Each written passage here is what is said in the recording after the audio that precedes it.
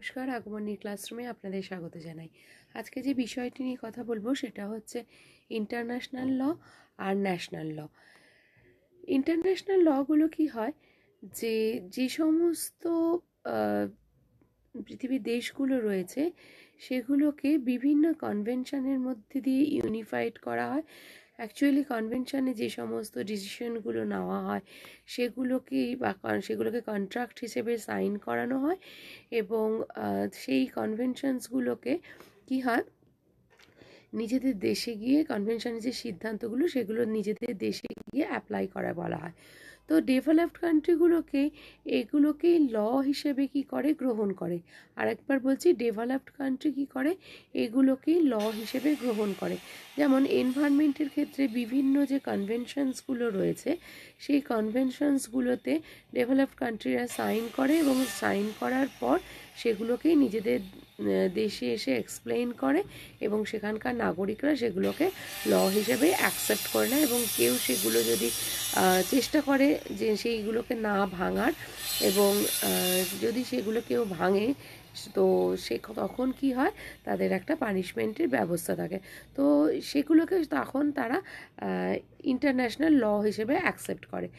আর national ল হচ্ছে যে ওই সমস্ত কনভেনশনসগুলো থেকে কোনো শিখে এসে তখন সেগুলোকে নিজের দেশে ল হিসেবে যখন তৈরি করা হয় বা ব্যবহার করা হয় তখন সেটাকে ন্যাশনাল ল বলা হয়। তো যেরকম ডেভেলপিং কান্ট্রিগুলো রয়েছে সেগুলো কি করে সময়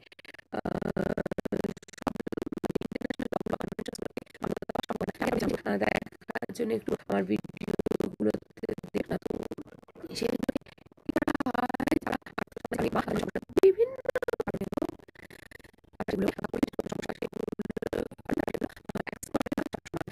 এই সমস্ত অ্যাকসেপ্ট করে না, কিন্তু সেই জন্য তখন তাদের জোর করে বিষয়টা মানানোর জন্য কিন্তু আমাদের মতো দেশে সেগুলো ল হিসেবে পাস করানো হয়। তো সেই জন্য তখন তারা কি করে না, ওগুলোকে মানতে বাধ্য থাকে, কারণ ল ভাঙলে একটা পানিশমেন্টের বিষয় থাকে, সেই ভয়ে তারা সেগুলো মানতে থাকে।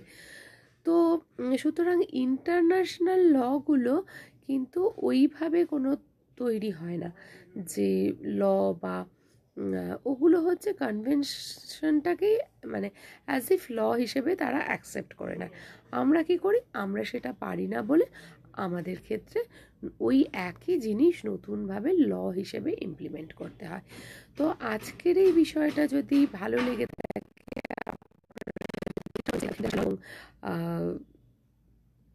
ন্যাশনাল ল এর মধ্যে কি তফাৎ, তাহলে অবশ্যই লাইক করবেন আর নতুনরা কিন্তু অবশ্যই সাবস্ক্রাইব করে দেখবেন চ্যানেলটা।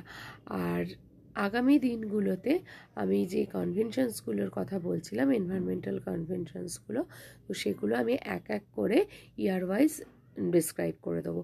তো সেগুলো যদি জানতে চান তাহলে আগামী দিনের ভিডিওগুলো অবশ্যই ফলো করবেন। তো ভালো থাকুন, সুস্থ থাকুন, সচেতনভাবে জীবনযাপন করুন এবং পরিবেশীয় সচেতনতাবোধ সবার মধ্যে ছড়িয়ে দিন। নমস্কার।